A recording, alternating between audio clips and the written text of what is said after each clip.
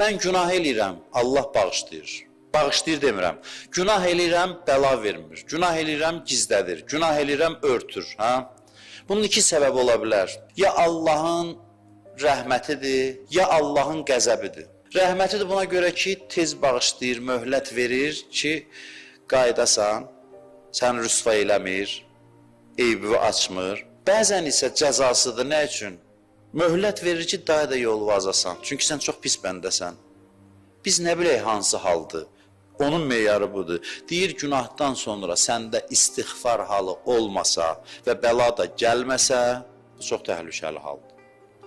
Günah eləyirsən davamlı. İstiğfar halında deyilsən, bəla da gəlmir, rahatsan. Bu çox pis haldır, qorxulu haldır. Bu onu göstərir ki, Allah səndən nəzərini çəkib. O nəzəri qaytara bilərsən amma. Bilirsiniz, bu sözləri çox demiş. Allah nəzərini niyə çəkir? Allah çox mehribandır. Amma bəzi insanlar var ki, o yerə çatdırır. Yoxsa Allah 5 gün, 3 günə rahatlıqla adamdan nəzərini çəkməz.